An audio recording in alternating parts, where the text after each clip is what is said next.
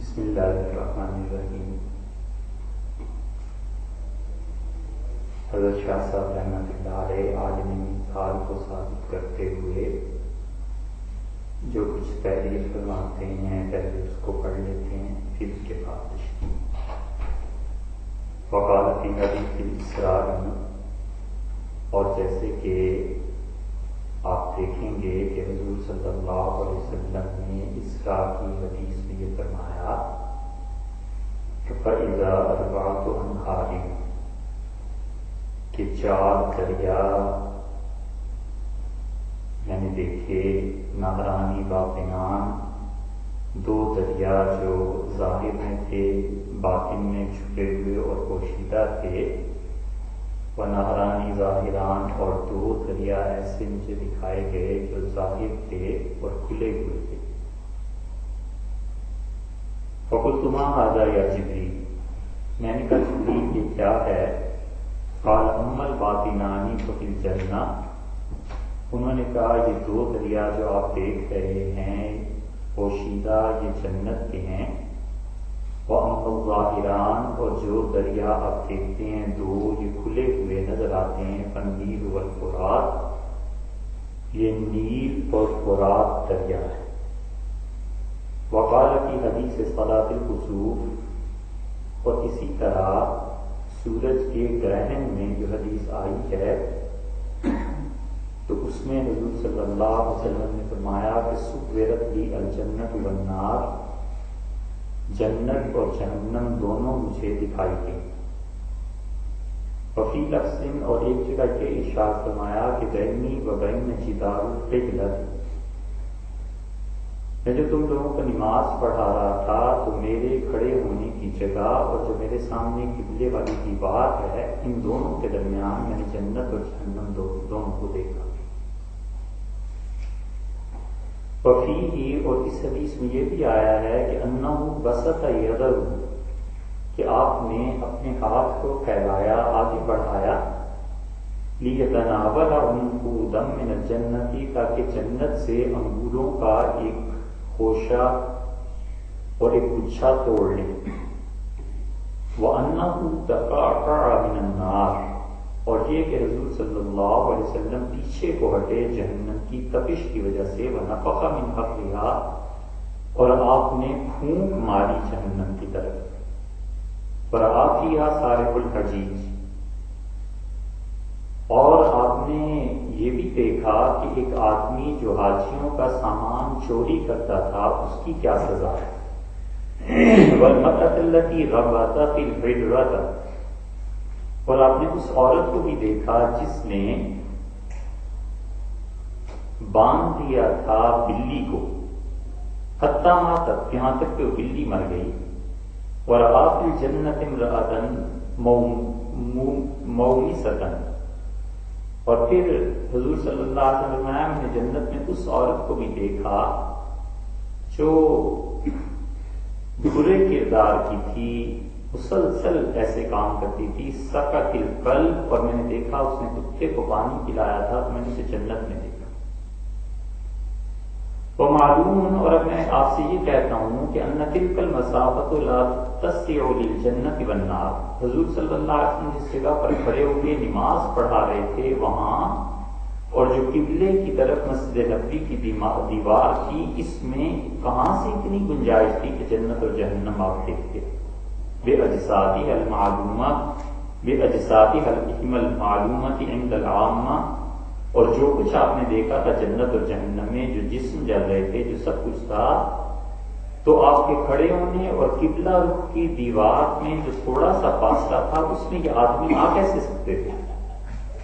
وقال حفت الجنت بالمکارہ، اور آپ نے یہ بھی فرمایا کہ میں نے جنت کو دیکھا، وہ خواہشات سے جنت کو دیکھا اور وہ ناگوار امور سے ڈھانپ دی گئی تھی۔ وحفت النار بالشہوات، اور میں نے دیکھا کہ جہنم کو خواہشات کا لباس پہنا دیا گیا۔ ثم امر جبریل، اور پھر حکم ہوا جبریل کو کہ ان دونوں کو دیکھ۔ وقال، اور حضور صلی اللہ علیہ وسلم یہ بھی فرمایا کہ ینزل البلاء، کہ بلا نازل ہوتی ہے، اور پھر اس کے بعد دعا اس بلا سے چمٹ جاتی ہے، جھگڑا شروع ہو جاتا ہے، حتیٰ کہ دعا غالب آتی ہے اور بلا اور مصیبت ٹل جاتی ہے۔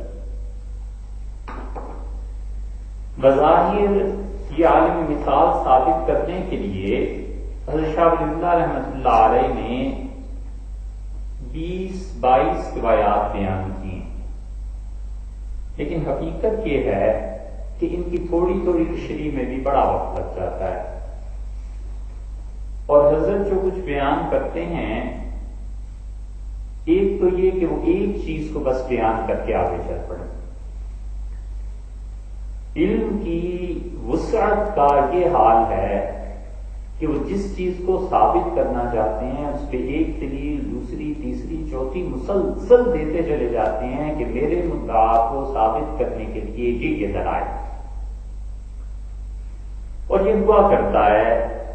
صرف حضرت شاہ صاحب رحمۃ اللہ علیہ ہی کا یہ حال نہیں ہے، اس سے بھی پہلے امت میں کئی افراد ایسے گزرے ہیں کہ ان کا علم اتنا وسیع تھا کہ جس چیز کا وہ دعویٰ کرتے تھے، جب اس کے دلائل کو لکھنا شروع کرتے ہیں تو حیرت انگیز طور پر کہیں سے کہیں پہنچ جاتے ہیں، اس لیے کہ علم کو نظم میں لے آنا اور اتنی بات بیان کرنا جتنی کہ محض دلیل کے طور پر ہو سکتی ہے، یہ کم لوگوں میں۔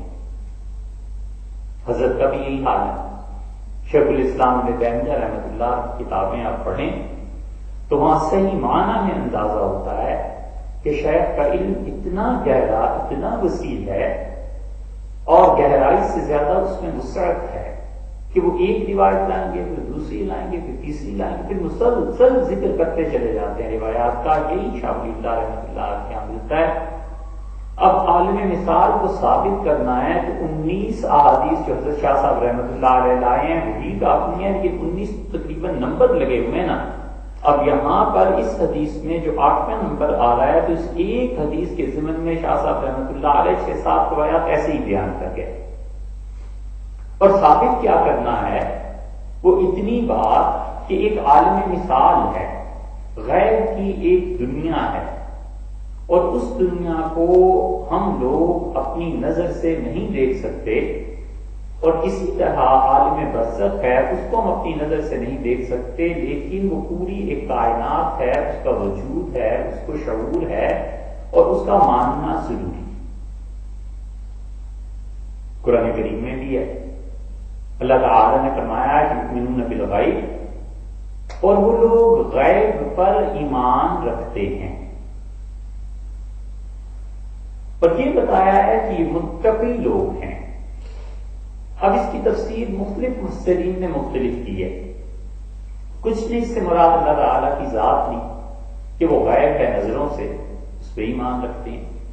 کچھ نے اللہ تعالیٰ کی صفات مراد لی کہ وہ بھی چونکہ ہمیں نظر نہیں آتی ذات پاک کی طرح، اور ہمیں حقیقی معنی میں ان کا شعور ایسے نہیں ہے جیسے کہ وہ اصل میں ہیں، بلکہ ہم کسی حد تک ان سے صفات والی اعلیٰ کو سمجھ سکتے ہیں، تو اس لیے وہ کہتے ہیں کہ وہ دیکھو وہ سب عالم غیب ہے۔ ایک تفسیر یہ بھی کی گئی ہے کہ متقی آدمی وہ ہے جو عالم غیب کو بالکل اسی طرح مانتا ہے جس طرح عالم مشاہدہ کو مانتا ہے، کیونکہ وہ کہتے ہیں 3 طرح کے آدمی ہیں، یا تو کافر ہے، ان چیزوں کو مانتا ہی نہیں، اور یا مومن ہے، اور پھر مومن اور کافر کے درمیان کچھ لوگ ہیں جو فاسق ہیں، اور کچھ لوگ ہیں جو متقی ہیں، یعنی مومنی کے درجات سمجھ لیں۔ ایک تو ان دونوں کے درمیان وہ درجہ ہے جو معتزلہ مانتے ہیں، اور معتزلہ کہتے ہیں کہ منزلۃ بین المنزلتین، 2 منزلوں کے درمیان ایک تیسری منزل بھی ہے، وہ کہتے ہیں مومن اور کافر ان کے درمیان ایک تیسرا بھی ہے۔ وہ تیسرا کون ہے؟ وہ کہتے ہیں نہ ہی تو یہ شخص پورا مومن ہے اور نہ ہی یہ شخص پورا کافر ہے، بلکہ ہم یہ کہیں گے کہ کفر اور ایمان کے درمیان کا ایک درجہ ہے۔ یہ علم کلام کی بہت طویل بحث ہوئی،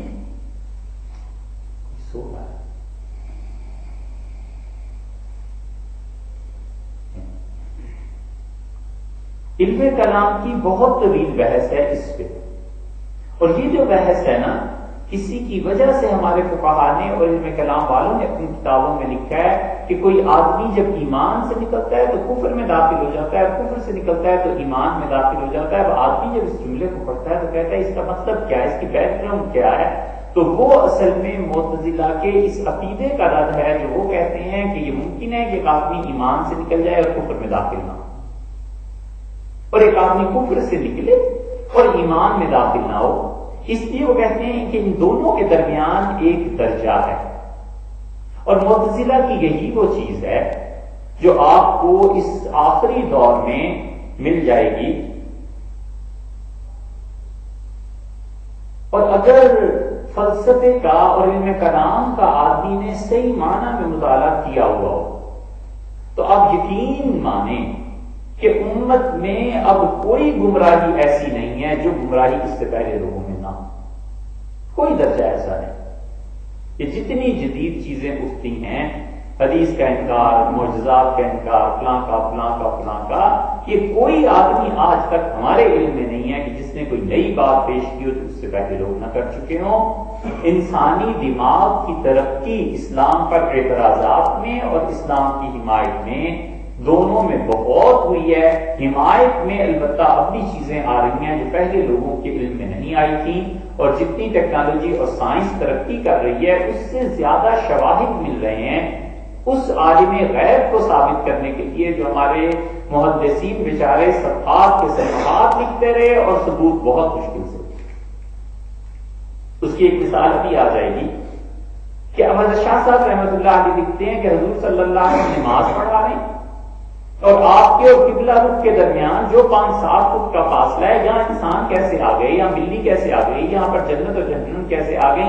اب ہمارے دور میں اس کو کوئی دلیل قائم کرنے کی ضرورت ہی نہیں، جو بھی ٹی وی دیکھتے ہیں اور جو بھی کیمرہ وغیرہ ان چیزوں کے تو جانتے ہیں، بچہ جانتا ہے کہ کس طرح وہ چیزیں ساری سمٹ کے آ جاتی ہیں۔ معتزلہ انہوں نے گمراہی کے جتنے بھی ابواب کھولے اس کی باز گشت اب تک سنائی دیتی ہے۔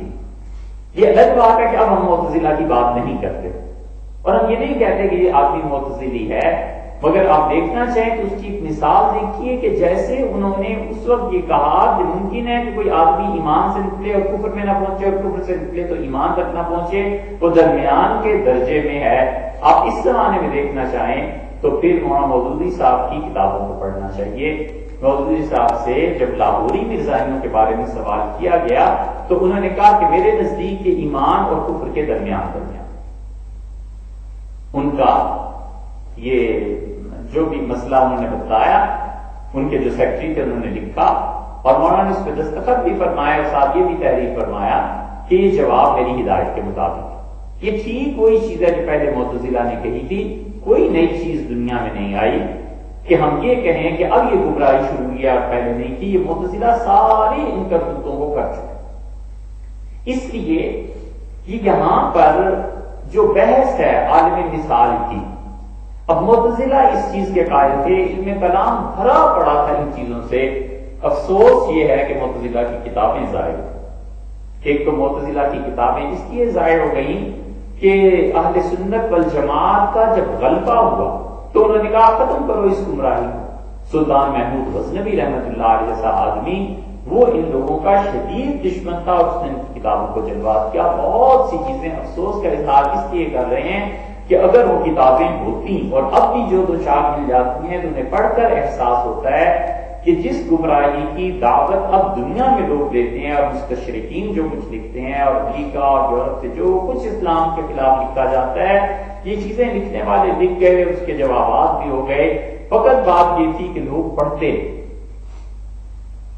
تو انہوں نے اس دنیا کا اثبات کیا اور انہوں نے کہا ایک ایسی دنیا ہے جو ہمارے اس گرفت میں نہیں آتی۔ اس لیے انہوں نے کہا کہ اللہ نے فرمایا متقی وہ ہیں جو غیب پر ایمان رکھتے ہیں۔ غیب میں کیا چیز ہے؟ بہت تفسیر ہے، اس میں سے ایک تفسیر یہ کی گئی کہ متقی آدمی وہ ہے جو عالم غیب پر ایسے ہی ایمان رکھتا ہے جیسے عالم مشاہدہ پر ایمان رکھتا ہے۔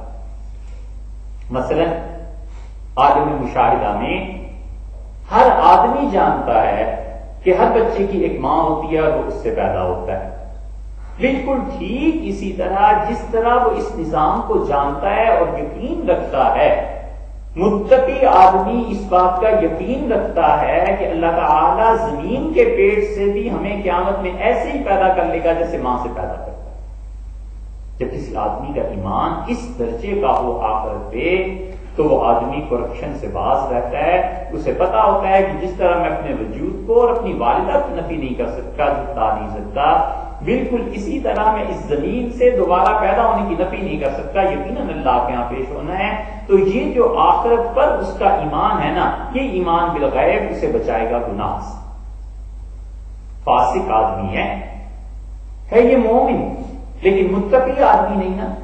متقی آدمی کو تجربہ ہو جائے کہ مثلاً وہ یہاں پر بجلی پہ ہاتھ رکھتے اور اسے جھٹکا لگتا ہے، کرنٹ لگتا ہے، تو متقی آدمی جس طرح اس کرنٹ سے اپنے آپ کو بچاتا ہے اور فاسق و فاجر بھی بچاتا ہے، دونوں میں فرق یہ آتا ہے کہ متقی آدمی کسی بھی حرام چیز پر ہاتھ رکھتے ہوئے ایسے ہی ڈرتا ہے جیسے بجلی سے ڈرتا ہے، اور فاسق آدمی وہاں ہاتھ رکھ لیتا ہے، یہاں ہاتھ نہیں رکھتا، اس لیے نہیں رکھتا جیسے پتا ہے کرنٹ لگے گی، اور وہاں اس لیے رکھ لیتا ہے کہ اسے حقیقی طور پر یہ شعور حاصل نہیں ہے کہ جس طرح بجلی جھٹکا لگا دیتی ہے، اسی طرح اگر شراب کی بوتل پہ ہاتھ رکھا تو اللہ کے یہاں میں پکڑا جاؤں گا اور خدا کے یہاں مار پڑے گی، پٹائی ہو جائے گی۔ تو متقی آدمی جو ہوتا ہے وہ ان شواہد پر اور ان چیزوں کو دیکھتے ہوئے جس طرح عالم مشاہدہ پر ایمان لاتا ہے، اسی طرح عالم غیب پر ایمان لاتا ہے۔ جیسے کوئی انسان متقی ہے، پرہیزگار ہے، وہ کہتا ہے زہر نہیں کھانا، فاسق بھی کہتا ہے زہر نہیں کھانا، دونوں سے پوچھو ممکن ہے دونوں یہ کہیں کہ مر جائیں گے، اللہ کے یہاں جواب دینا پڑے گا بالکل ٹھیک ہے۔ اسی طرح متقی آدمی تہمت لگانے سے بچتا ہے، کہتا ہے بالکل زبان کو استعمال نہیں کرنا، اللہ کے یہاں پکڑا جاؤں گا۔ حضور صلی اللہ علیہ وسلم نے فرمایا کہ لوگ روک لیے جائیں گے اس پل پہ جس سے اس کو عبور کر کے جنت میں جائیں گے، کیا نام پل صراط، اس پہ روک لیے جائیں گے، اور اللہ تعالیٰ کہیں گے کہ دنیا میں یہ الزامات تم لگاتے رہے، انہیں تم آج سچا ثابت کرو پھر چلے جاؤ، اور جو نہیں ان الزامات کو سچا ثابت کرے گا جہنم میں چلا جائے گا۔ تو متقی آدمی جو گرنا ہے جہنم کا، اسے اسی طرح سمجھتا ہے اس طرح زہر کھانے کو۔ فاسق آدمی کہتا ہے زہر نہیں کھانا، مر جاؤں گا، اللہ کی نافرمانی کی خوشی ہو جائے گی، جنازہ نہیں ہوگا، جو بھی ہو گئے، لیکن وہ تہمت لگانے کو برا نہیں سمجھتا، اس لیے کہ اس کا ایمان بالغیب اتنا پختہ نہیں ہے جتنا ایمان بالمشاہدہ ہے۔ متقی آدمی کا ایمان ایسے ہی ہوتا ہے کہ مشاہدہ اور غیب دونوں کو یکساں طور پر سمجھتا ہے، اور وہ کہتا ہے یہ چیز ہلاک کرتی ہے تو وہ بھی ہلاک کرتی ہے، یہاں مارا جاؤں گا تو وہاں بھی مارا جاؤں گا۔ آپ اندازہ کیجئے کہ جس پروردگار نے جبریل امین کے ذریعے جس نبی صلی اللہ علیہ وسلم پہ جو قرآن بھیجا ہے اسی نے شراب کو حرام قرار دیا اور لوگ بہت سے نہیں پیتے، اسی پروردگار نے اسی نبی اسی فرشتے علیہ الصلوۃ والسلام اور اسی قرآن میں یہ کہا ہے کہ غیبت نہ کرو، وہ کر جاتے ہیں۔ اس لیے کہ عالم غیب پر ایمان پکا نہیں ہے۔ اگر عالم غیب پر ایمان پختہ ہو اور پتا ہو کہ اللہ کے یہاں جا کر ان چیزوں کا جواب دینا پڑے گا، تو آدمی ہر لمحہ اپنی زندگی کو امتحان سمجھتا ہے۔ صبح گھر سے نکلتا ہے تو ذہن میں ہوتا ہے کہ زندگی امتحان ہے، اور شام کو گھر میں داخل ہوتا ہے تو سمجھتا ہے زندگی امتحان ہے، موت تک زندگی امتحان ہی سمجھتا ہے، اور نتیجہ یہ کہ پھر وہ اس سے بھی ڈرتا ہے۔ اللہ نے فرمایا نا کہ والذین یؤتون ما آتوا، اور وہ لوگ جو ہماری راہ میں خرچ کرتے ہیں جو کچھ کہ انہیں خرچ کرنا ہے، وقلوبہم وجلۃ، اور ان کے دل اندر سے کانپتے ہیں کہ انہم الی ربہم راجعون، کہ ہم نے اللہ کے یہاں جانا ہے، پتہ نہیں قبول ہوگا یا نہیں ہوگا، پتہ نہیں اس عالم میں کیا بنے گا۔ تو یہ جو ایمان کی کیفیت ہے یہ اللہ نے کہا متقی لوگوں کی۔ اب جب متقی آدمی ایسے ہو جاتے ہیں پھر وہ اس عالم مثال کو سمجھتے ہیں۔ حضرت نے اس کی پہلی مثال دی، اور حضرت نے فرمایا رحمۃ اللہ علیہ نے کہ دیکھو وہ اسی طرح ہے جس طرح حضور صلی اللہ علیہ وسلم نے 4 دریا دیکھے، اور 4 دریا جو تھے ان میں سے 2 ظاہر میں تھے، 2 باطن میں تھے۔ ظاہر اور باطن کی تفسیر کی ہے مختلف محدثین نے، کچھ کا خیال یہ ہے کہ 2 دریا جو جنت کے اندر کی طرف جا رہے تھے آپ نے انہیں دیکھا، اور 2 جو جنت سے نکل رہے تھے انہیں دیکھا۔ ایک روایت میں آتا ہے کہ 4 دریا حضور اقدس صلی اللہ علیہ وسلم نے دیکھ کے، اور چاروں اللہ کے عرش کے نیچے سے پھوٹ رہے تھے۔ اب وہ چاروں اللہ کے عرش کے نیچے سے پھوٹ رہے تھے، اس کا کیا مطلب؟ مطلب یہ ہے کہ ان چاروں دریاؤں میں اللہ کی طرف سے برکتیں نازل ہوتی، پانی ہر مذہب میں کہیں نہ کہیں مقدس رہا اور کہیں نہ کہیں پاکیزہ رہا ہے، ہر مذہب اور مسلک میں کہیں نہ کہیں کا پانی اسے بہت معتبر مانتے ہیں۔ ہندوؤں کو دیکھ لیں، ہندو پانیوں کو معتبر مانتے ہیں، گنگا کے پانی کو معتبر مانتے ہیں، یہاں چکوال میں جو کنویں ہیں ان کے پانی کو بہت معتبر مانتے تھے۔ ایسے ہی جیسے ہم زمزم پیتے ہیں، ہندو یہاں سے پانی جایا کرتے تھے چکوال سے، اور متحدہ ہندوستان میں سب سے زیادہ قدیم اور متبرک جن چیزوں کو سمجھا جاتا تھا اس میں یہ چکوال کا حصہ تھا، یہاں ان کی عبادت گاہیں۔ مسلمانوں کو دیکھ لیں، ان کے یہاں زمزم ہے، عیسائیوں کو دیکھ لیں، ان کے یہاں بھی ایک پاکیزہ پانی ہے، اور حضرت اسحاق علیہ السلام کے متعلق یہ سمجھتے ہیں کہ یروشلم میں بیت المقدس کے قریب یہاں پر جو پانی ہے یہ بڑا مقدس ہے، یہ ان کی بھی یہ سمجھتے ہیں، اس لیے کہ یروشلم کی بہت تعریف آئی ہے ہماری کتابوں میں بھی۔ مسجد اقصیٰ جہاں پر واقع ہے، حضور صلی اللہ علیہ وسلم نے اس جگہ کو مقدس باغ قرار دیا۔ عمر رضی اللہ عنہ میں آئے کہ مسجد اقصیٰ تو بعد میں بنی ہے، اس سے پہلے بھی یہاں پر جو عبادت گاہ تھی اس کے تقدس کا اسلام نے بھی حکم دیا اور اسلام نے بھی اسے قائم رکھا، اور یہ بتایا رسول اللہ صلی اللہ علیہ وسلم نے کہ جب سلیمان علیہ السلام وہاں پر اس کو تعمیر کر رہے تھے تو انہوں نے اللہ سے دعا کی اور یہ مانگا اللہ تعالیٰ سے کہ جو شخص بھی بیت المقدس میں آئے اور نماز پڑھے اللہ اسے ایسے پاک کر دیں جیسے وہ آج ہی پیدا ہوا ہے، تو اللہ تعالیٰ نے فرمایا ہم کر دیں۔ تو حضور صلی اللہ علیہ وسلم نے اسی لیے فرمایا کہ مسجد اقصیٰ میں جو نماز پڑھتا ہے اس کو ایسے ہی ثواب ملے گا جیسے وہ میری مسجد میں نماز پڑھتا ہے، مسجد نبوی میں۔ البتہ بیت اللہ آپ نے فرمایا اس سے دگنا ہے، یعنی 1,00,000 تک، 1,00,000 کو اگر آپ کم کر دیں گے تو 50,000 ہو جائے گا۔ تو مسجد اقصیٰ کے متعلق بھی فرمایا کہ اس میں نماز پڑھنے پر 50,000 نمازوں کا ثواب ملے گا۔ اسی لیے حضور صلی اللہ علیہ وسلم جب گئے ہیں معراج میں تو 9 مقامات پر، کیا بعض روایات کے مطابق اس سے بھی زیادہ مقامات پر اترے ہیں اور وہاں نفل پڑھے۔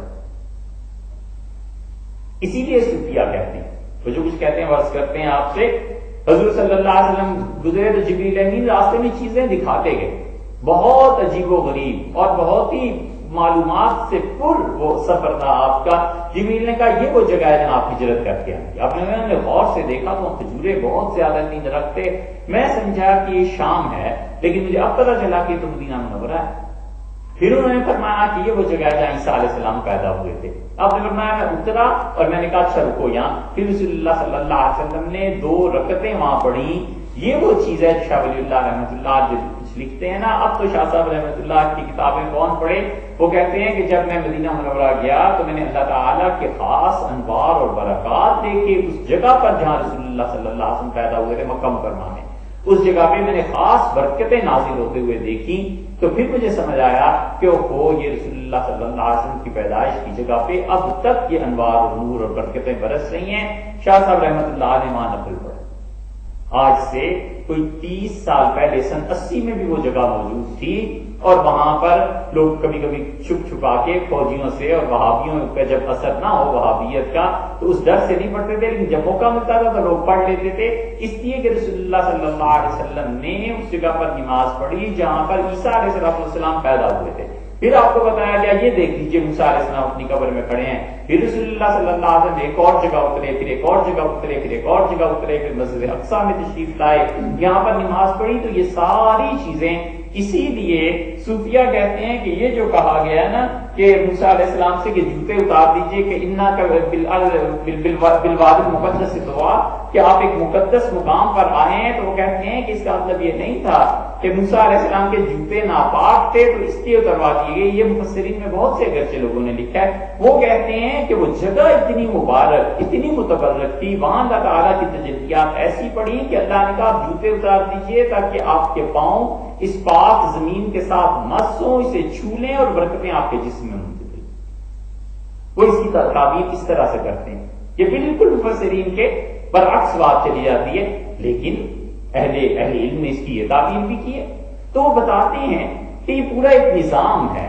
اب رسول اللہ صلی اللہ علیہ وسلم نے وہ جو دیکھی 4 دریا بہ رہے تھے، ان چاروں جگہوں پر اللہ کی طرف سے برکتیں نازل ہوتی ہیں۔ وہ 4 کون سے ہیں؟ نیل، فرات، جیہون اور سیرون۔ جیہون اور سیہون میں تین، اب آپ سے عرض کر دیتے ہیں، چوتھا آپ خود تلاش کریں گے یہ کہاں پہ ہے۔ یہ جو دریائے جیہون ہے یہ وہ ہے جو پرانا آکسس کہلاتا تھا، اور اب بھی آکسس کے نام سے اگر آپ انٹرنیٹ کو دیکھیں گے تو وہاں پر آپ کو اس کی تفصیلات مل جائیں گی۔ اور اس میں دریائے آمو میں اگر آپ دیکھیں AMU، اس پٹی کو اگر آپ دیکھیں گے انسائکلوپیڈیا بریٹانیکا میں، تو اس نے اس بات کو بہت تفصیل سے لکھا ہے کہ یہ دریا کا تاجکستان کی اور افغانستان کی جو حد ملتی ہے وہاں پر یہ دریا واقع ہے، اور 1000 کلومیٹر کے قریب یہ لمبا ہے۔ جو بھی ہے وہ ساری اس کی تفصیلات دی ہیں، کتنا چوڑا ہے، کتنا لمبا ہے، اور وہاں پر بہت کچھ ان دو دریاؤں کے پاس جب عرب نکلتے تھے تو وہ سفر کرتے تھے پہاڑوں میں، اور اس میدانی علاقے کو چھوڑ کر جس میں دجلہ اور فرات واقع ہیں، وہ اندر ہی اندر وہاں سے پہنچتے تھے یہاں تک دریائے جیہون تک، ان پہاڑوں کو کراس کر کے ترکی اور اس کا بارڈر اور ادھر افغانستان، اور افغانستان سے بھی پیچھے جب چلے جاتے تھے تو پہلا دریا تھا یہ جو جیہون اور دوسرا تھا سیہون، یہ دو بڑے دریا تھے۔ اس لیے عرب جب کہتے تھے نا کوئی کام تو کہتے تھے ماوراء النہر، جو دریا کے پیچھے کی زمین ہے وہاں یہ ہوتا ہے۔ اب دریا کے پیچھے کی زمین جو تھی وہ یہ ہے سمرقند، بخارا، یہ تاشکند، شاش، جہاں کے بڑے بڑے فقہا ہیں، کس کس کا نام لیں، قیامت تک ان دریاؤں کے پار کے جو علاقے ہیں قیامت تک مسلمان اور خاص طور پہ حنفی جو ہیں ان کے احسان سے عہدہ برانی، ان کی ٹکر کا ایک ہی منطقہ ایسا نکلا جو اگر چلتا رہتا، اگر وہ جاری رہتا تو وہ اس کی ٹکر کا تھا، اور وہ حیدرآباد دکن والے تھے۔ حیدرآباد میں نظام جیسے بھی تھے اور جو کچھ بھی وہ لوگ چلتے رہے، لیکن انہوں نے علم کی اتنی خدمت کی علم کی اور حنفی فقہ کی اور لوگوں کی کہ حیدرآباد دکن میں اگر پولیس ایکشن نہ ہوتا اور یہ چلتے رہتے لوگ اور جامعہ عثمانیہ قائم رہتی تو یہ کسی زمانے میں پہنچ کے ماوراء النہر کے لوگوں کے برابر ہو جاتے۔ وہ کتابیں انہوں نے شائع کی، ان کتابوں کے تراجم کروائے۔ ہندوستان میں دیوبند سے لے کے ندوہ سے لے کے اور سیاسی امور تک کون آدمی ہے جو حیدرآباد دکن والوں کا احسان اتار سکتا؟ اتنے بڑے لوگ تھے۔ اب اندازہ کیجئے مولانا شبیر احمد صاحب عثمانی رحمۃ اللہ علیہ نے جب فتح الملہم لکھنا چاہی تو مولانا عثمانی حیدرآباد گئے، کتابیں نہیں تھیں، وہاں سے جا کر پیسے لیے اور فتح الملہم لکھی، حیدرآباد کے پیسے میں کہاں۔ مولانا ناظر حسن گیلانی رحمۃ اللہ علیہ اتنا کچھ لکھا ہے، حیدرآباد والوں نے قدر کی اور حیدرآباد نے پیسہ دیا۔ مولانا مسعود عالم ندوی حیدرآباد نے پیسہ دیا۔ دیوبند مدرسہ بند ہو جاتا، حافظ احمد صاحب رحمۃ اللہ کو بلایا گیا وہاں پہ، اور حیدرآباد دکن والوں نے پیسہ دیا کہ حضرت ہندوستان میں دیوبند کا مدرسہ بند نہیں ہونا چاہیے، لے جائیے پیسے، اسے چلائیے۔ اور سیاسی امور میں یہاں تک آپ کو تاریخ میں ملے گا کہ پاکستان جب بنا ہے تو تنخواہیں نہیں رہی، تنخواہوں کے لیے خزانے میں پیسے نہیں تھے، تو حیدرآباد سے نظام نے جہاز بھر کے پیسوں کا بھجوایا۔ اس زمانے میں بینکنگ اور یہ چیزیں تھی، لیکن ظاہر ہے کہ پاکستان انڈیا میں ٹرانسفر کون سی آسان تھی۔ تو یہ جب کراچی پہنچا ہے پھر جا کر سیاسی طور پر تنخواہیں ادا کی گئیں، اور اس کی بھنک جب ہندوؤں کو پڑی تو انہوں نے کہا حیدرآباد کو تو سنبھالو نا، اور انہوں نے پولیس ایکشن کیا اور جو کچھ بھی ہوا، لیکن حیدرآباد دکن یہ اس کی ٹکر کو پہنچ جاتا ماوراء النہر کی۔ دو دریا جو حضور صلی اللہ علیہ وسلم نے دیکھے، یہ جو روس میں ہیں یا اب سرحدیں اب تو تبدیل ہو گئیں تاجکستان وغیرہ میں، اس کا مطلب یہ ہے بظاہر واللہ عالم، اگر یہ مطلب نہ بھی لیا جائے تو بھی کوئی حرج نہیں ہے کہ دکھایا اصل میں یہ کیا کہ علم آپ کی امت میں وہاں سے آئے، اور وہاں کوئی آدمی بھی پیدا نہ ہوتا تو امام الہدا ابو منصور ماتریدی رحمۃ اللہ علیہ کافی تھے، علم کلام کے مجتہد اور علم کلام کو استوار کرنے والے، اور جتنے حنفی ہیں یہ بنیادی طور پہ ماتریدی ہیں، اور ماتریدیوں کا علم کلام یہ وہیں سے آیا ہے، سمرقند سے آیا ہے، بخارا سے آیا ہے، وہاں لوگوں نے محنتیں کی ہیں کہ جتنی فقہ پڑھائی جاتی ہے یہ ساری ادھر سے آئی ہے، منطق ادھر سے آئی، فلسفہ ادھر سے آیا، اور پٹھان پہ انہوں نے محنت کی، اور ان پٹھانوں ہی کا مرہون منت ہے کہ 400 سال تک ان پٹھانوں نے سلطنت عثمانیہ قائم رکھی، ورنہ خلافت عثمانیہ نہ ہوتی تو پھر مسلمانوں کا جو زوال صدیوں بعد آیا کہ پہلے آ جاتا۔ یہ دو دریا رسول اللہ صلی اللہ علیہ وسلم نے وہاں دیکھے، اور نیل اور فرات کو دیکھا آپ نے، تو نیل اور فرات جنت میں جا رہے تھے یا باہر آ رہے تھے، مختلف احادیث میں مختلف روایات ہیں۔ اب ہمیں یہ شاہ صاحب رحمۃ اللہ علیہ بتانا چاہتے ہیں کہ تم جن چار دریاؤں کو یہاں پر دیکھ رہے ہو، حضور صلی اللہ علیہ وسلم نے عرش کے نیچے سے اترتے ہوئے دیکھا تھا، تو اس کا مطلب ہے کہ دنیا اور بھی ہے جس دنیا میں یہ حقائق ہیں، نبوت کی نگاہ میں دیکھتی ہے، ہم نہیں دیکھ سکتے۔ آگے دیکھیں، شاہ صاحب رحمۃ اللہ علیہ فرماتے ہیں کہ وہ جو سورج گہن کی حدیث ہے اس میں آیا ہے کہ رسول اللہ صلی اللہ علیہ وسلم فرمایا کہ جنت اور جہنم یہ دونوں مجھے دکھائی گئی، اور میرے لیے ان کی گویا میں تصویر بنا دی گئی، اور آپ نے فرمایا کہ جو سامنے والی دیوار ہے قبلہ کی، میں نے دیکھا اس کے اور اپنے درمیان جنت اور جہنم کو، اور میں نے اپنا ہاتھ بڑھایا تاکہ انگوروں کا خوشہ لے لوں، تو مجھ سے جنت ہٹا دی گئی، پھر جہنم تھی اور رسول اللہ صلی اللہ علیہ وسلم فرمایا میں اس سے پیچھے ہٹ گیا۔ ایک صحیح حدیث میں آتا ہے کہ آپ نے فرمایا رأیت ذلی و ذلکم، میں نے اپنا اور تمہارا سایہ دیکھا اس جہنم کی روشنی، کیونکہ سایہ بنتا اس وقت ہے جب روشنی رک جاتی ہے، روشنی کی رکاوٹ میں سایہ بنا، تو اس لیے جتنے کہتے ہیں نا کہ حضور صلی اللہ علیہ وسلم کے کا سایہ نہیں تھا، انہیں اس روایت پر بھی غور کر لینا چاہیے، یہ صحیح حدیث میں روایت آئی ہے۔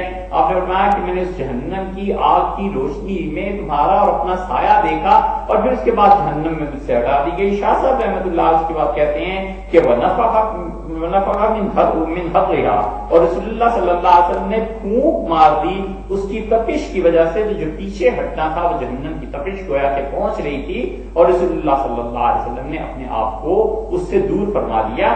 تو یہ وہ کہتے ہیں کہ دیکھو وہ جنت اور جہنم جو قبلے کے اور آپ کے 4-5 فٹ کا فاصلہ ہے نا، اس میں جو دکھائی گئی تو اس جگہ میں اتنی گنجائش تھی کہاں؟ اب یہ حضرت تو ثابت کر رہے ہیں اسے سارا عالم مثال سے کہ حضرت کے زمانے میں ٹی وی نہیں تھا، کمپیوٹر نہیں تھا، اب اس کو ثابت کرنے کی زیادہ ضرورت ہی نہیں ہے، ہر کوئی جانتا ہے کہ 5 فٹ 6 فٹ کا آدمی کس طرح اسکرین پہ آ جاتا ہے۔ تو اس لیے جتنی سائنس کی ترقیات ہو رہی ہیں الحمدللہ ان میں سے بہت سی چیزیں ایسی ہیں جو اسلام کی حقانیت کو ثابت کر رہی ہیں، اس لیے کوئی پرواہ نہیں ہے۔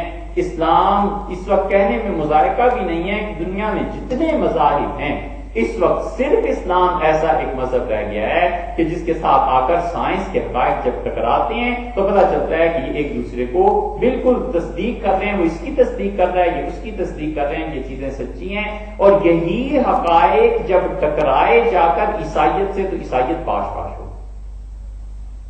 مثلا ایک چھوٹی سی مثال آپ دیکھیں، حضور صلی اللہ علیہ وسلم نے اپنا نسب بیان کیا، اب میں فلاں کا بیٹا ہوں، فلاں فلاں فلاں، چلتے چلتے جب آپ عدنان پہ پہنچے نا اسماعیل علیہ السلام کے دور کے آگے، تو آپ نے فرمایا بس کذب النسابون، اس کے بعد آدم علیہ السلام تک جو نسب بیان کرتے ہیں یہ سب جھوٹے، سب جھوٹ بولتے ہیں۔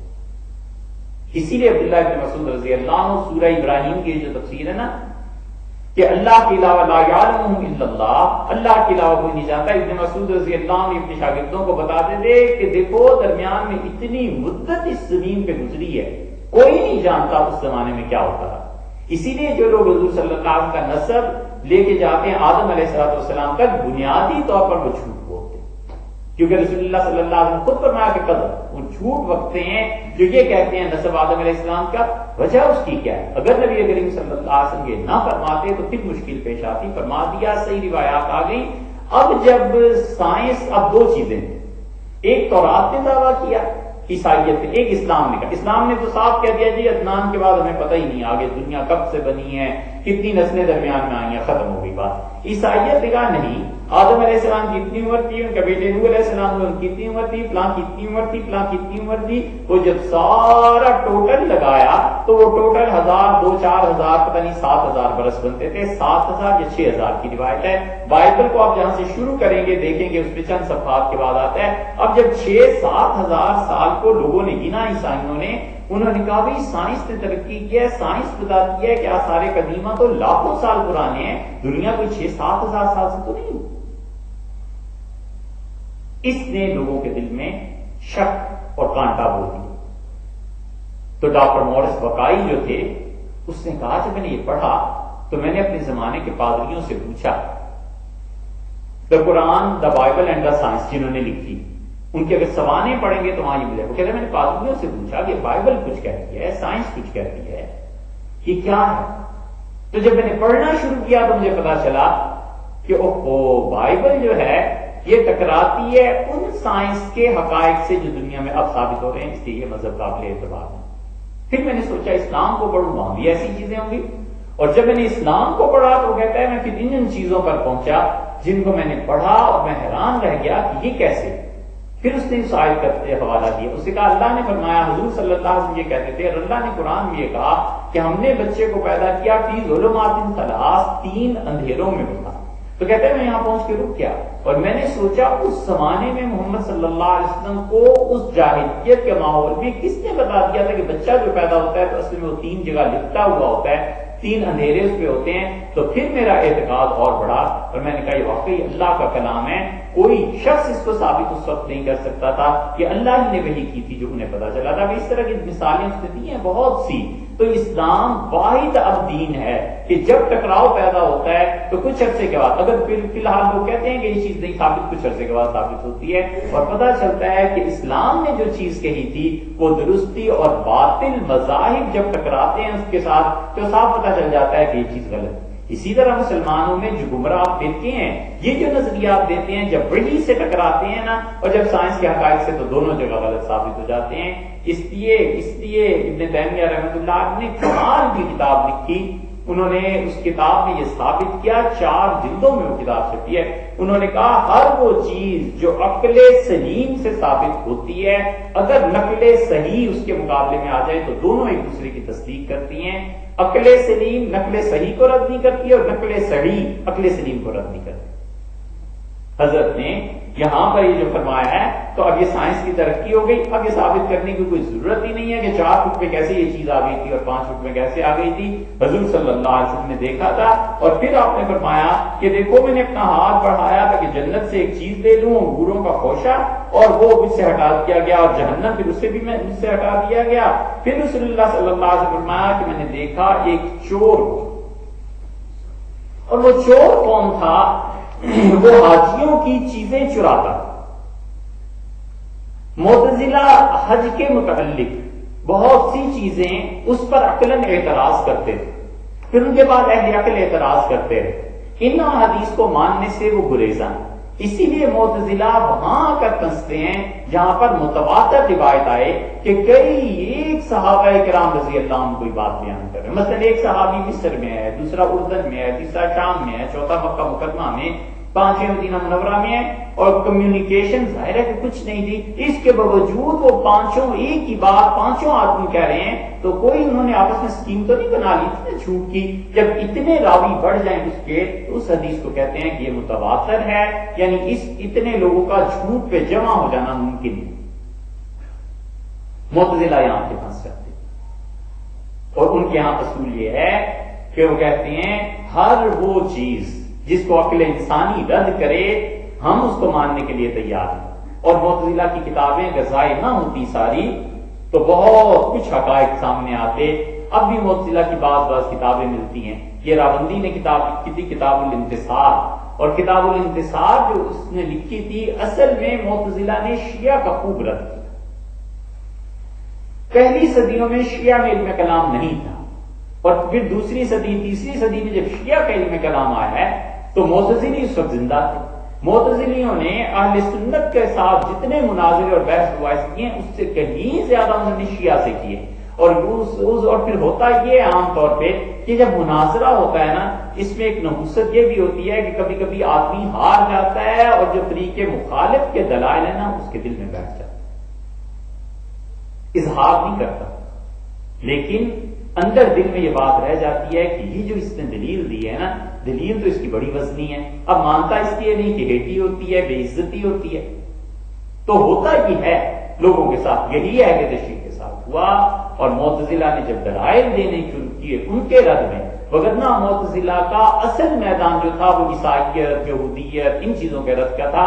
اسلام کے خلاف جتنے مذاہب تھے معتزلہ اس سے دفاع کرتے تھے اسلام کا، اور اس دفاع میں وہ حد سے بڑھ گئے، یہاں تک حد سے بڑھ گئے کہ انہوں نے اپنے گھر کی چیزوں کا انکار کرنا شروع کر دیا۔ انہوں نے اعتراض کیا جنت اور جہنم پہ، اس چیز پہ، اس چیز پہ، معجزات پہ، فلاں پہ فلاں پہ۔ معتزلہ نے کہا ہم ان چیزوں کو مانتے نہیں۔ ارے بھائی یہ تو اسلام کی بنیادی چیزیں تھیں، ان کو مانو پھر اپنی عقل کو استعمال کر کے جواب دو۔ انہوں نے یہ نہیں کیا، یہاں ان سے غلطی ہوئی۔ اور معتزلہ نے جب اپنا رخ پلٹا کہ اسلام کے اندر کون سے فرقے ہیں، تو سب سے زیادہ ان کی رافضیوں سے بحث رہی۔ رافضی ان کے مقابلے میں ہارتے رہے، لیکن اندر ہی اندر رافضی جو تھے ان کے عقیدے کو قبول کرتے چلے۔ اس کی بہت سی چیزوں میں جب معتزلہ کے بعد پہلی نسل کے بعد دوسری نسل آئی، رافضیوں کے وہی عقیدے ہو گئے جو معتزلیوں کے تھے۔ مثلاً معتزلہ نے شد و مت سے اس کا انکار کیا کہ جادو کوئی چیز نہیں۔ انہوں نے کہا سورہ طٰہٰ میں آیا ہے، اللہ نے فرمایا یخیل کا لفظ آیا ہے نا، کہ ان کے خیالات میں تصرف کیا گیا۔ انہیں ایک چیز نظر آنے لگی جو حقیقت میں نہیں تھی، سانپ جو نظر آنے لگے تو انہوں نے کہا اس کے خیال میں۔ شیعہ نے معتزلہ نے یہ تو صرف ایسی چیز ہے کہ لوگوں کی نظر بندی کر دی جاتی ہے۔ شیعہ میں جو اگلی نسل آئی انہوں نے صاف کہا کہ جادو نہیں ہے۔ اب بھی شیعہ حضرات جن کو علم ہے، جو اپنی کتابیں عقیدے کی پڑھتے پڑھاتے ہیں، ان کے یہاں چلے جائیے پوچھیے، وہ کہتے ہیں جادو کوئی۔ اور عجیب بات ہے، جس شہر میں چلے جاؤ سب سے زیادہ جادو کرنے والے حضرت شاہ صاحب، یعنی عملی طور پر یہ حال ہے۔ اور عقیدے کی کتابیں اب تک وہ کہتے ہیں جادو نہیں۔ اسی طرح اللہ تعالیٰ کی رؤیت کا مسئلہ آیا، اللہ کو دیکھنا ہے، قیامت میں اللہ تعالیٰ کی زیارت ہوگی۔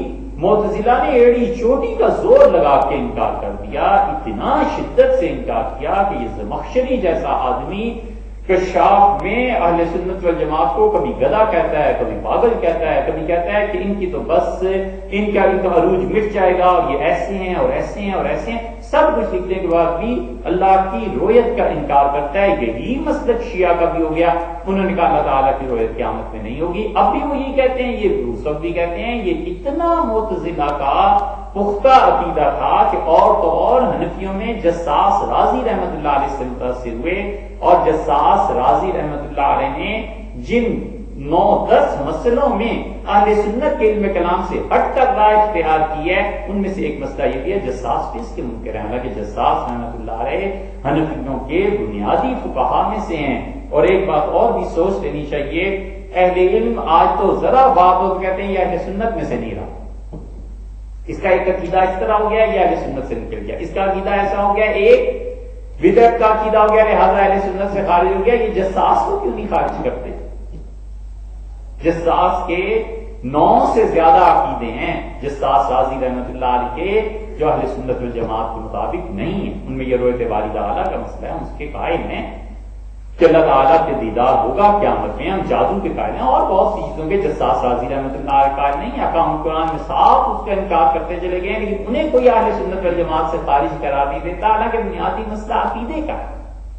تو اس لیے یہ جو حضور اکرم صلی اللہ علیہ وسلم نے یہاں فرمایا نا کہ میں نے اس کو دیکھا، یہ روایت متواتر نہیں ہے، لیکن ہم اسے مانتے ہیں۔ ہم کہتے ہیں بالکل ایسی چیز ہوئی ہو، چور ہے، چوری اس نے کی ہے، اور وہ کرتا کیا تھا، عمرو ابن حی تھا، یہ حج کے دنوں میں لاٹھی ٹیک کے چلتا رہتا تھا مینا کے بازاروں میں مختلف جگہوں پہ، اور ظالم نے کیا یہ کہ لاٹھی کے نچلے سرے میں ایک ہک لگوا دی، اور جہاں دیکھتا تھا کوئی حاجی غافل ہے، ہک کے ذریعے اس کا سامان اٹھاتا تھا، اپنے تھیلے میں ڈال دیتا تھا۔ اللہ تعالیٰ کو یہ بات بہت ناگوار گزری یہ کہ لوگ اللہ کے مہمان تھے، تو کسی بھی شخص کے، کسی بھی آدمی کے مہمان کوئی گھر میں آئے تو اس کی چوری کر لے تو اس آدمی کو کتنا غصہ آتا ہے۔ اور تعالیٰ شان نے شدید نفرت کا اظہار فرمایا، اور رسول اللہ صلی اللہ علیہ وسلم فرمایا میں نے ان دونوں کو دیکھا، ایک جس نے عربوں میں بت پرستی کا آغاز کیا تھا، اور ایک یہ جو حاجیوں کی چیزیں چراتا تھا نا، میں نے اس کو دیکھا کہ اللہ کا غضب اس پہ تھا، یہ جہنم میں جل رہا تھا۔ اس حدیث سے سبق لینا چاہیے ان لوگوں کو جو حاجیوں سے پیسے لیتے ہیں، ٹریول ایجنٹ اور کیا اور پھر حاجیوں کے پیسوں میں گڑبڑ کرتے ہیں، انہیں سوچنا چاہیے ان کا انجام کیا ہوگا۔ یہ بھی یہی کرتا تھا، فرق اتنا سا ہے کہ یہ ذرا ہیر پھیر سے ماڈرن طریقے پہ ذرا صاف کارنر رکھ کے کر لیتے ہیں، وہ بیچارہ سیدھا سادہ ایسے ہی اٹھا کے چیزیں لے لیا کرتا تھا، ورنہ چور یہ بھی اور چور وہ بھی۔ اس کا تو یہی قصور تھا نا کہ سادہ آدمی تھا، بھوک لگائی تھی، چلو تھوڑی بہت عیاری کرتا تھا۔ اب یہ جو عیار ہیں ہر سال مسلسل اس کے قصے سننے میں آتے ہیں. ہر سال حج کے بعد آتی ہے رپورٹ، یہ فلاں ٹریول ایجنٹ اتنے لے کے بھاگ گیا، فلاں آدمی اتنے لے کے بھاگ گیا. یہ سوچنا چاہیے حضور صلی اللہ علیہ وسلم نے اسے جہنم میں دیکھا. پھر آپ نے فرمایا کہ میں نے ایک عورت کو دیکھا اور اس نے بلی کو باندھ دیا تھا یہاں تک کہ وہ مر گئی. حضرت عائشہ رضی اللہ عنہ اس روایت سے اختلاف فرماتی تھی. حضرت عائشہ رضی اللہ عنہ المؤمنین رضی اللہ عنہ کہتی تھی کہ اللہ نے عورت کو جہنم میں ڈال دیا اور اللہ کے نزدیک بلی کی قدر و قیمت زیادہ تھی اور ایک عورت کی قدر و قیمت کم تھی. یہ کیسی روایتیں بیان کرتے تھے؟ ام المؤمنین رضی اللہ عنہ اس روایت پہ جرا کرتی تھی. محدثین نے اس کی تطبیق کی اور محدثین کہتے ہیں کہ اس کا مطلب یہ ہے کہ رسول اللہ صلی اللہ علیہ وسلم نے جس عورت کو دیکھا تھا اس گناہ میں جلتے ہوئے جہنم میں وہ ہمیشہ ہمیشہ کے لیے نہیں دیکھا. اور ام المؤمنین رضی اللہ عنہ یہ سمجھی ہیں کہ جو بھی یہ روایت بیان کرتا ہے اس کا مطلب یہ ہے کہ وہ ہمیشہ کے لیے جہنم میں گیا. نا کہ ہمیشہ کے لیے جہنم تو کافر کے لیے ہے. بلی بھوک سے مر گئی تو یہ کفر تو نہیں تھا نا، یہ کبیرہ گناہ تھا.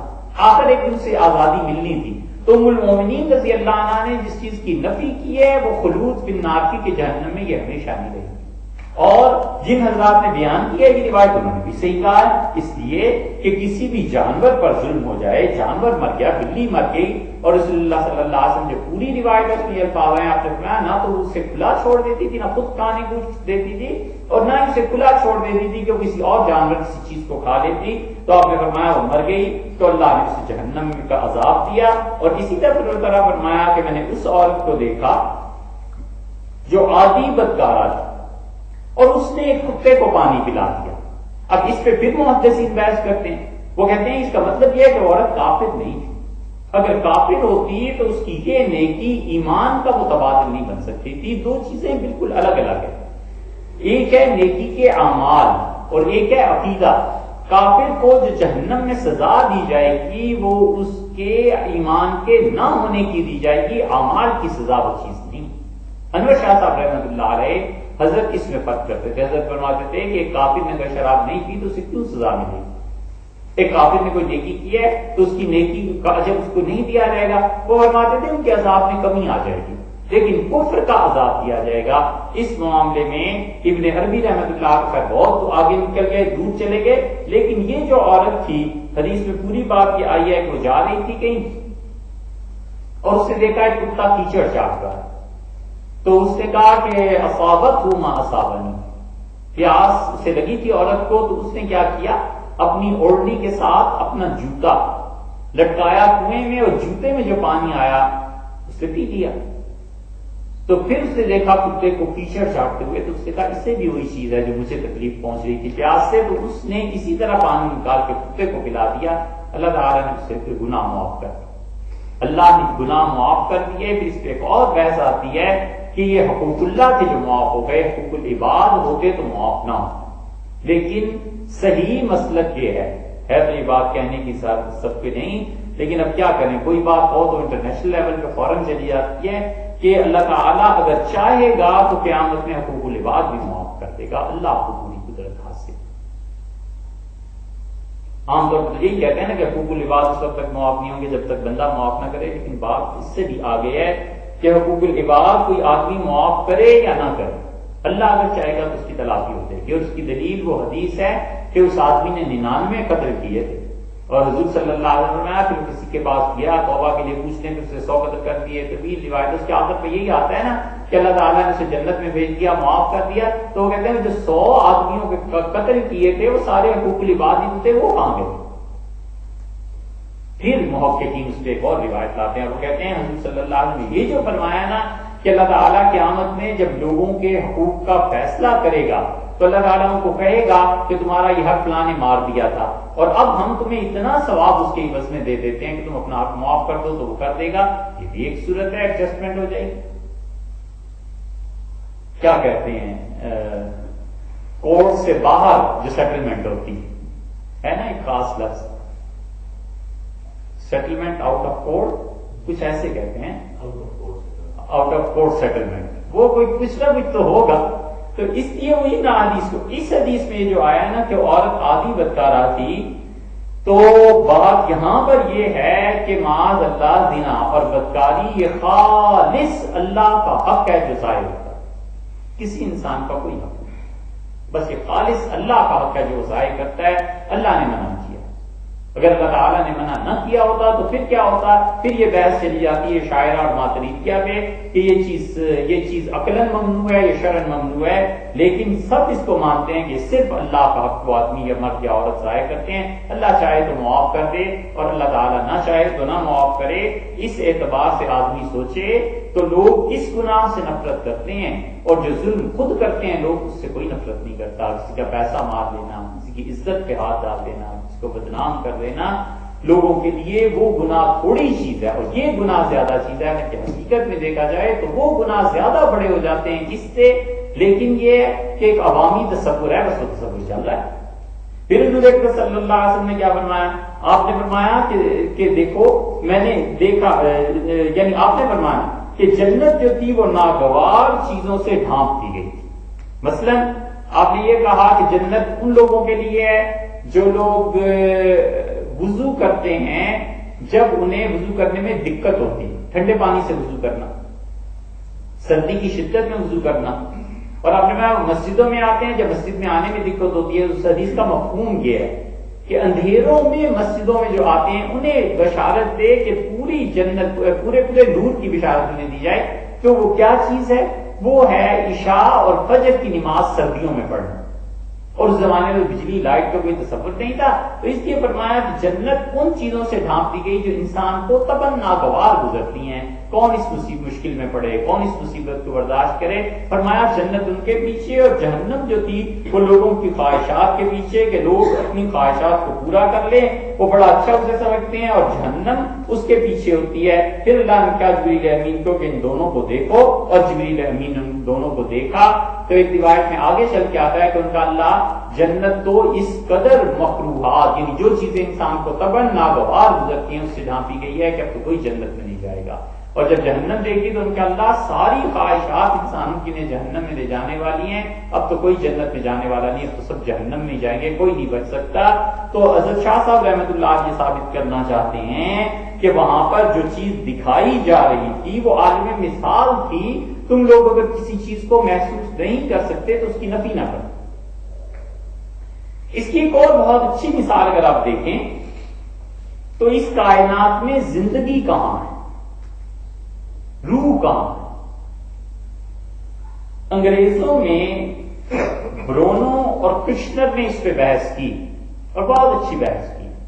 فلسفی تھے نا بنیادی طور پہ، یورپ کے تھے، 2 آدمی وہ اور 3 آدمی مسلمانوں کے، انہوں نے بحث کی ہے اس موضوع پہ، اور بہت اچھی بحث کی ہے۔ شاہ ولی اللہ رحمۃ اللہ علیہ فیوز الحرمین میں، اور ابن عربی رحمۃ اللہ اپنی کتابوں میں، اور حضرت قاسم نانوتوی رحمۃ اللہ علیہ جو امام تھے علم کلام کے آخری دور میں، کمال کی شخصیت اور کمال کا دماغ تھا، حضرت قاسم نانوتوی رحمۃ اللہ علیہ نے تقریر دلپذیر میں یہ بحث کی، اور وہ زندگی کو پوری کائنات کے لیے مانتے ہیں۔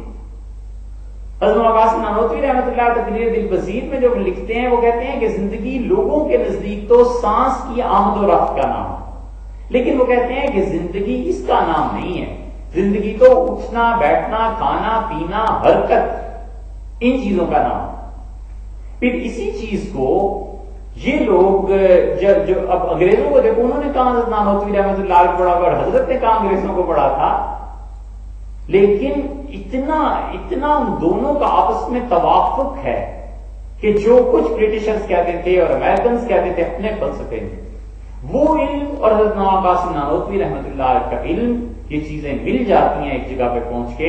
اور چھٹا آدمی اگر کوئی صاحب بیچ میں ڈالنا چاہیں تو حضرت مجدد الفسانی رحمۃ اللہ علیہ ہیں، مگر بدقسمتی یہ کہ شاہ ولی اللہ کو، حضرت مجدد کو تو خیر تھوڑا، لیکن شاہ ولی اللہ اور ان سے بھی بڑھ کے حضرت نانوتوی رحمۃ اللہ علیہ کو جو آگے قوم ملی وہ ان پڑھ تھے، لوگ پڑھتے نہیں، اور کرشنر کو اور برونو کو جو ملے پڑھنے والے، اس فلسفے نے بڑا اثر کیا، یورپ پہ اثر کیا، فرانس پہ اثر کیا۔ یہ فرانس کا انقلاب جو بنیادی طور پہ آیا ہے کہ ایسی کوئی چھوٹی سیاسی تحریک نہیں تھی، اس میں پیچھے پورا فلسفہ ہے جو قوم نے پڑھا، لوگوں کا شعور بڑھا، اس شعور کے بڑھنے کے بعد جذبات جب کم ہوئے اور شعور کا غلبہ ہوا تب جا کر انقلاب آیا۔ بڑا بنیادی فرق ہے۔ ہم چاہتے ہیں کہ جذبات کو غالب کر کے مسلمان معاشرے میں انقلاب پیدا کریں، اور یورپ نے کہا کہ نہیں، پہلے شعور کو بیدار کرو، شعور کا غلبہ ہو، عقل کا غلبہ ہو، اس کے بعد انقلاب کو پیدا کرو، اس سے پہلے انقلاب کچھ نہیں ہے۔ اب یہ وہ جنگ ہے جو چل رہی ہے کہ ایک طرف یہ کہ جذبات میں اس کو مارو، اس کو قتل کرو، اس کو جیل ڈالو، یہ کر دو، وہ کر دو، اور اب تک تو کہتے ہیں پہلے سمجھداری سے کام لو، عقل سے دیکھو کہ دشمن کو کہاں سے قابو میں کرنا ہے، اگر گڑ دینے سے مرتا ہے تو زہر دینے کی ضرورت ہی کیا ہے۔ یہ ہے بنیادی فرق۔ اس لیے یہ کشنر جو ہے یہ اپنے فلسفے کو اگر آپ پڑھیں گے تو اتنا آگے چلا گیا ہے کہ وہ کہتا ہے زمین میں جتنے انسان زندہ ہیں ان کا تعلق ایک روح سے ہے، اور اسی طرح چاند، مریخ وغیرہ وغیرہ یہ جتنی چیزیں ہیں ان کا تعلق وہاں اگر کوئی مخلوق پائی جاتی ہے تو اس کا تعلق اس زمین سے ہے، ہمارا تعلق اس زمین سے ہے، ہم وہاں جا کے نہیں رہ سکتے اور یہاں آ کے نہیں رہ سکتے۔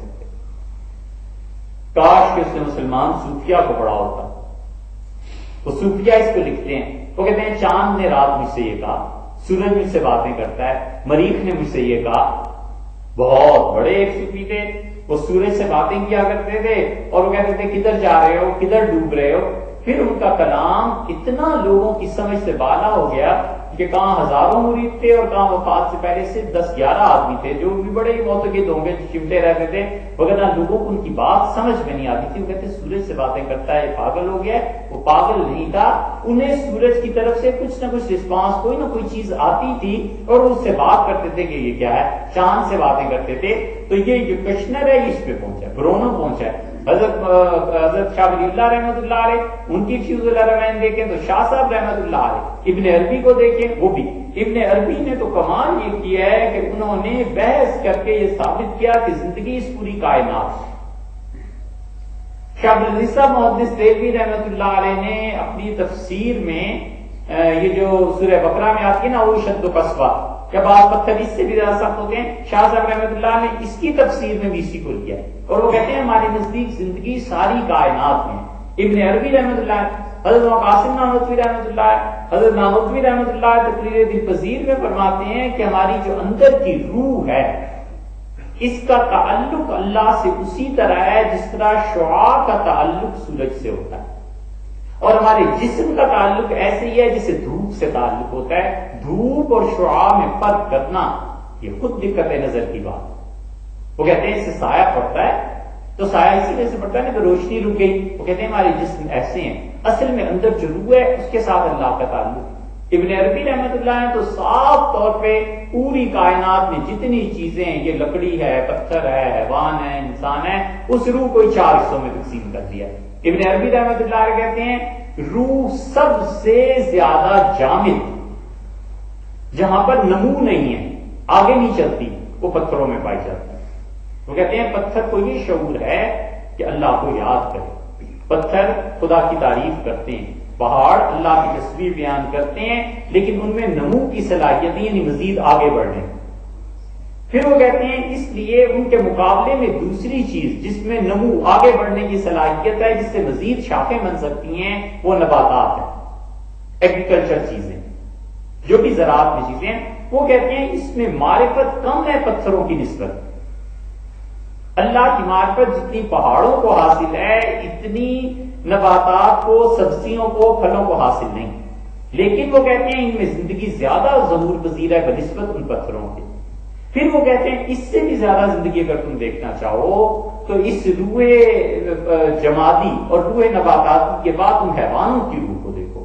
وہ کہتے ہیں حیوانوں میں جو روح ہیں انہیں اللہ کی معرفت بھی ہے، شعور بھی ہے، تسبیح بھی کرتے ہیں، لیکن ان جانوروں کی 2 قسمیں بن جاتی ہیں۔ وہ کہتے ہیں کہ جو جانور صرف اپنی خواہشات پر اور سبعیت اور درندگی میں انہیں اللہ کی معرفت حاصل نہیں ہوتی لیکن روح ہوتی ہے، مثلا کتا ہے، سور ہے، اس قسم کی چیزیں ہیں، یا سبعیت جن میں درندگی ہے، وہ کہتے ہیں انہیں اللہ کی معرفت حاصل نہیں ہوتی، اس لیے منع کیا ان کی کھالوں تک کو استعمال کرنے سے کہ معرفت پہ فرق پڑتا ہے۔ اور پھر شاہ صاحب ابن عربی رحمۃ اللہ چوتھی روح انسانوں کی گنتے ہیں، وہ کہتے ہیں انسانی روح ہے جس میں اللہ کی معرفت بھی ہے اور اللہ تعالیٰ کے ساتھ تعلق بھی ہے، پھر جتنا کوئی کم کر لے، زیادہ کر لے، تو اس پوری کائنات میں روح کو مانتے ہیں، ستاروں میں روح کو مانتے ہیں، جنت اور جہنم کی اپنی ایک روح ہے، حتیٰ کہ اللہ تعالیٰ نے فرمایا کہ یسبح الرعد بحمدہ، یہ جو بجلی کونتی ہے نا، یہ بھی اللہ کی تسبیح کرتی ہے. وہ کہتے ہیں اس میں بھی ایک روح ہے. شاہ عبدالعزیز صاحب رحمۃ اللہ علیہ ہر چیز میں روح کو ایک نقطہ مانتے ہیں. وہ کہتے ہیں وہ نقطہ ہے ایک نور کا جو ہے. باتیں تو اس سے بھی آگے کی ہیں لیکن کیا عرض کریں, کمال کی چیزیں انہوں نے لکھی ہیں, کمال کی چیزیں لکھی ہیں. اور اس کائنات میں روح کو مانتے ہیں, پھر روح کے تبادلے کو بھی مانتے ہیں کہ روحیں کس طرح ایک جگہ سے دوسری جگہ چل کے جاتی ہیں, روح کیسے خبر دیتی ہے, روح کو کیسے پتا چلتا ہے اگلے جہان کا, پھر اگلے جہان سے وہ واپس کیسے پلٹتی ہے. لیکن یہ صوفیہ کی بحث ہے. تو جو لوگ جو چیز صوفی عالم کشف اور مراقبہ میں دیکھتا ہے, کبھی کبھی فلسفی کو اس کی ہوا بھی نہیں لگی ہوتی, تو وہ حقیقت تک پہنچ کے بیان کر دیتا ہے کہ یہ چیز ہے. فلسفی کہتا ہے اس کی عبارت لاؤ, اس کی دلیل لاؤ, یہ کرو یہ کرو. فلسفی کہتا ہے کہ رسگلہ جو ہے یہ کیسے بنتا ہے, اس میں کتنی مٹھاس ہوتی ہے, یہ کس کے لیے مفید ہے, کس کے لیے نامفید ہے, کیا ہے. صوفی کہتا ہے مجھے کچھ نہیں پتا, رسگلہ یہ لے لو کھا لو, تمہیں پتا چل جائے. تو صوفی جس چیز تک پہنچتا ہے اپنے کشف اور وجدان کے ذریعے, فلسفی 100 سال لگا رہے تو اس تک نہیں پہنچتا. اس لیے کبھی کبھی وہ اس دنیا کی بات کرتے ہیں جس دنیا کو انسان ان عالم اسباب کے ذریعے نہیں جان سکتا. پھر اس لیے فلسفی مخالفت کرتا ہے. وہ کہتا ہے ایسی بے دلیل بات کہہ رہا ہے. وہ کہتے ہیں بے دلیل نہیں ہے, تم وہ دیکھو جو ہم دیکھتے ہیں تو تمہیں پتا چلے کہ کیا ہے. شاہ صاحب رحمۃ اللہ نے یہاں جبریل امین کا ذکر کیا کہ اس سے وہی عالم مثال ثابت کرنا چاہتے ہیں. اور آخری بات یہ لکھی کہ حضور صلی اللہ علیہ وسلم نے فرمایا کہ مصیبت بھی نازل ہوتی ہے اور اس کے ساتھ ساتھ دعا بھی. اب دعا ادھر سے بڑھتی ہے, مصیبت ادھر سے نازل ہوتی ہے, یہ دونوں آپس میں گتھم گتھا ہو جاتے ہیں. نبی کریم صلی اللہ علیہ وسلم نے دیکھا کہ دعا اور صدقہ غالب آتا ہے مصیبت کو ٹال دیتا ہے. اسی لیے آپ نے فرمایا کہ صدقہ کرو, یہ مصیبت کو ٹال دیتا ہے. فلاں چیز کرو, یہ مصیبت کو ٹال دیتا ہے. حماد رحمۃ اللہ علیہ تھے اور ان کے ایک مرید تھے. اب یہ صوفیوں کی بات ہے لیکن یہ ایسی بات نہیں ہے, اس کے پیچھے پوری کتاب و سنت ہے جہاں سے دلائل ہمیں ملتے ہیں. تو ان کے ایک مرید نے کہا کہ حضرت میں نے سفر کرنا ہے تو میں سفر کروں یا نہ کروں, اس لیے کہ کروڑوں کا مال ہے میرے پاس, تجارت کروں گا, تو آپ کچھ روحانی طور پہ جو اللہ نے آپ کو روشنی دی ہے مجھے بتائیں. انہوں نے کہا نہ جانا, فلاں جگہ پر ڈاکہ پڑ جائے گا اور تم اس میں مارے جاؤ اور یہ سب کچھ ہو جائے گا. اب وہ تجارت بھی بڑی زبردست تھی, فائدہ بھی بہت زیادہ تھا, کروڑوں کا مال بھی تھا. نفحات میں لکھا ہے کہ اس شیخ عبدالقادر جیلانی رحمۃ اللہ کے پاس کیا تو شیخ نے کہا کچھ عرصے کے بعد سکھا جاؤ اور تمہیں جو نفع ملے گا اس میں میرا حصہ بھی رکھنا ہے, اتنے پیسے ہمارے لیے دینا. حضرت میں تو سب آپ کے خدمت میں پیش کروں گا لیکن حماد یہ کہتے ہیں. تو نے فرمایا حماد بھی سچ کہتے ہیں اور ہم بھی سچ کہتے ہیں, جاؤ. وہ تاجر کہتا ہے میں چل پڑا. تو جب میں واپس آیا تو واقعی مجھے بہت دفعہ ہوا. تو میں نے حماد رحمۃ اللہ سے کہا حضرت آپ میرے شیخ ہیں, آپ نے کبھی ایسی بات کی نہیں لیکن اس وقت بات کچھ کچی ہو گئی. تو انہوں نے کہا جب تم نے مجھ سے یہ کہا تو میں نے اللہ تعالیٰ سے درخواست کی کہ اللہ یہ بڑا تیرا اچھا بندہ ہے, بتا اس کا ہوگا کیا. تو مجھے بتایا گیا کہ فلاں جگہ پر پہنچ کے اس پہ حملہ ہوگا اور یہ مارا جائے گا, اس کا مال لوٹ جائے گا. تو سنتا رہا تھا جی.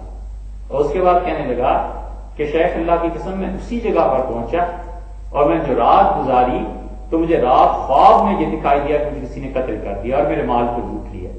اور میری جب آنکھ کھلی تو بہت دیر تک میں پسینہ پسینہ تھا, چارپائی کو پکڑ کے دیکھتا رہا کہ میں زندہ بھی ہوں یا مرا ہوا ہوں کہ کیا بات ہے. کہنے لگے میں نے یہ دیکھا تو تمہیں بتا دیا. وہ چلے گئے شیخ عبدالقادر جیلانی رحمۃ اللہ کے پاس.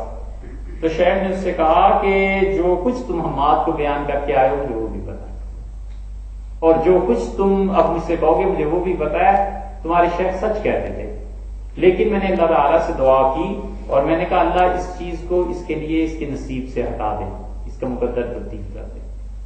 تو اللہ تعالیٰ نے فرمایا ہم نے کر دیا. تو چیز خواب میں تم پہ گزر گئی, وگرنہ تمہارے شیخ صحیح کہتے تو تمہارے ساتھ ہونی تھی. شہاب الدین سروردی رحمۃ اللہ علیہ خود عوارف المعارف کی ان کی کتاب ہے, کوئی معمولی چیز نہیں. عوارف المعارف جو تھی یہ حضرت نظام الدین اولیاء رحمۃ اللہ نے کہا جب میں گیا ہوں فرید الدین مسعود شکرگنج رحمۃ اللہ علیہ کے پاس پاک فتن, تو حضرت نے مجھ سے پوچھا کہ عقیدے میں کیا پڑھا ہے. وہ پیر جو تھے نا وہ ایسے ہی نہیں تھے جیسے آج کل پیروں کو یہ عقیدے کا نہیں پتا ہوتا تو مرید کو کیا سکھانا ہے. حضرت نے مجھ سے پوچھا عقیدے میں کیا پڑھا؟ تو میں نے کہا فلاں کتابیں. فرمایا یہ تھوڑی ہیں، ابو شکور سالمی کی کتاب التمہید مجھ سے پڑھو گے تاکہ عقیدہ اہل سنت والجماعت کو صاحب. فقہ میں مجھ سے پوچھا، میں نے بتایا. پھر مجھ سے پوچھا قرات میں کیا پڑھا؟ تو میں نے کہا قرآن پڑھا. تو فرمایا قرات نہیں پڑھی؟ میں نے کہا نہیں. تو شیخ نے 6 پارے کامل تجوید کے ساتھ مجھے پڑھایا. فرمایا قرآن ایسے پڑھتے ہیں. یہ پیر تھے حضرت فرید الدین مسعود شکرگنج رحمۃ اللہ علیہ.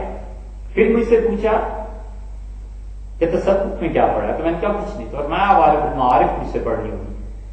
عوارف المعارف حضرت جیسا آدمی جو اپنی صدی میں سلسلہ چشتیہ کے مجدد تھے. اپنی صدی میں 2 بڑی شاخیں مسلمی، نظامی اور صابری، یہ دونوں شاخیں حضرت سے ہی چلی ہیں. اتنے بڑے آدمی تھے. عوارف المعارف کو سبقن پڑھاتے تھے. عوارف المعارف میں لکھا ہے شہاب الدین سہروردی رحمۃ اللہ علیہ کہتے ہیں کہ میرے چچا جو تھے والد کے انتقال کے بعد چچا کو میری بڑی تعلیم کی فکر تھی اور مجھے جوانی تھی، شوق تھا 18-19 سال کی عمر میں فلسفہ پڑھنے. تو میں فلسفہ پڑھتا تھا ہمیشہ. تو چچا جو تھے وہ حضرت شیخ عبد القادر جیلانی رحمۃ اللہ کے خلیفہ تھے. مجھ سے کہتے تھے یہ نہ پڑھو، کوئی کام کی چیز پڑھو. تو میں باز نہیں آتا تھا.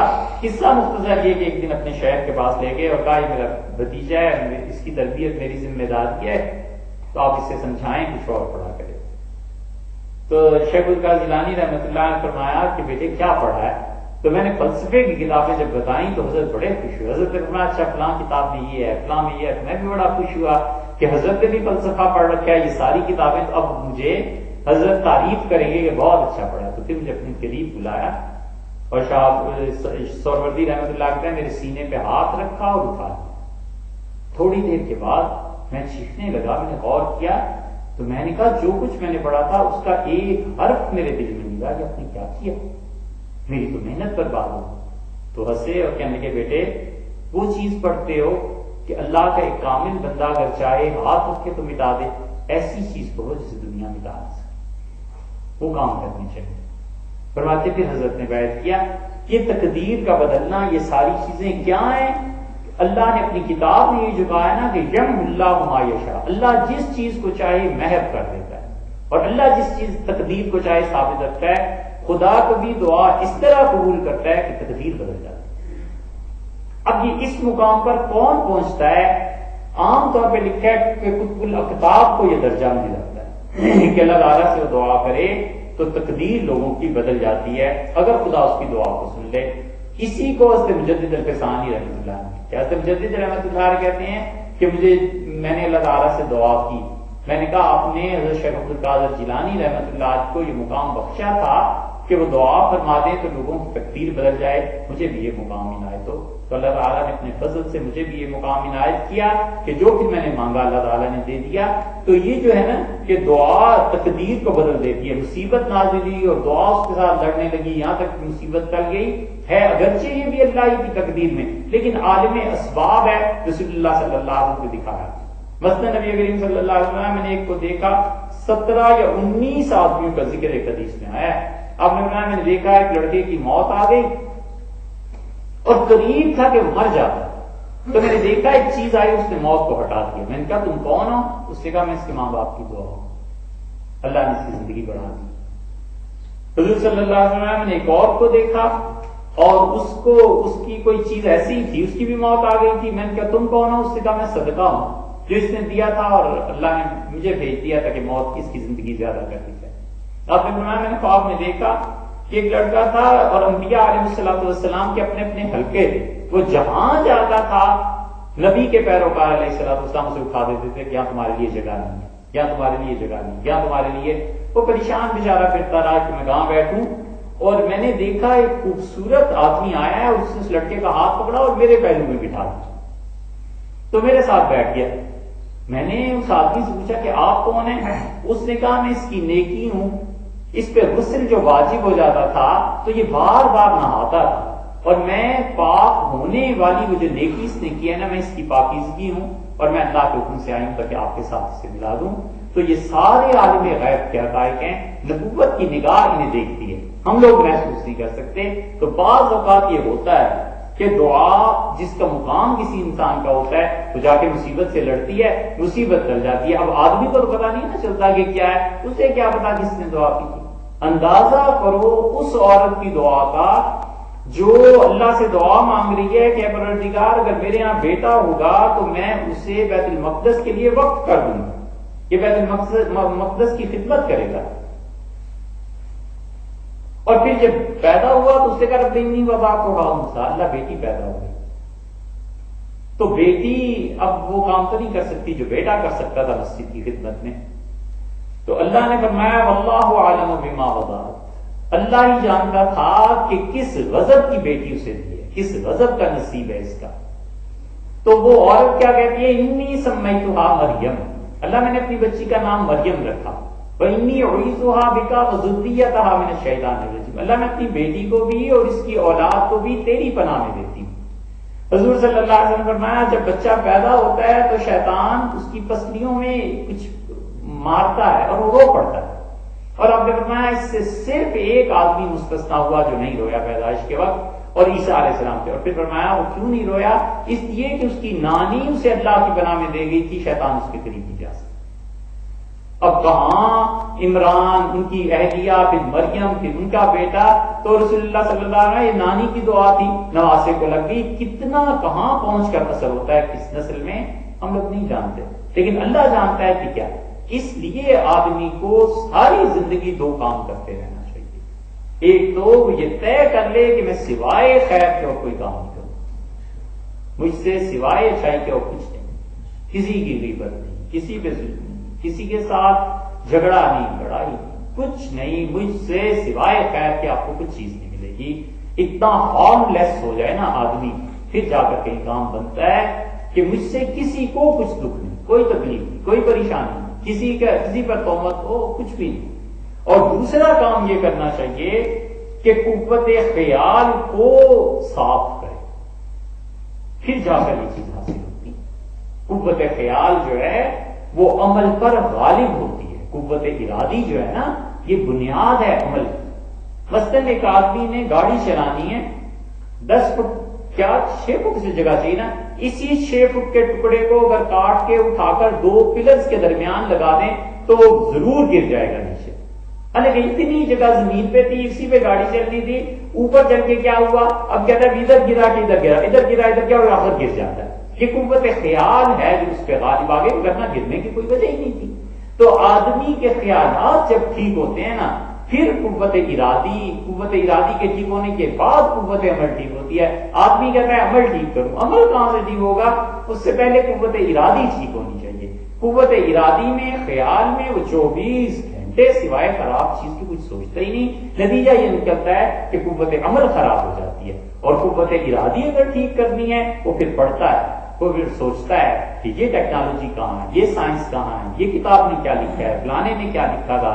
وہ پھر سوچتا ہے مجھے اپنی آمدن کے ذرائع کیسے بڑھانے ہیں، حلال سے کیسے کام کرنے ہیں، حرام سے کیسے بچنا ہے۔ جو پازیٹو سوچ میں آ جاتا ہے تو پھر سب کچھ آدمی وہی ہو جاتا ہے جو قوت خیال۔ آدمی کو چھپائیں، قوت خیال کو نکالیں، خیال کو چھپائیں، آدمی کو نکالیں۔ ایک ہی سکے کے 2 رخ ہیں، جب قوت خیال درست ہوتی ہے یہ دوسرا کام ہے کرنے کا، یہ جب کرتا ہے نا تو پھر آہستہ آہستہ اس مقام تک پہنچتا ہے کہ تقدیر بدلنے میں اس آدمی کی دعا کام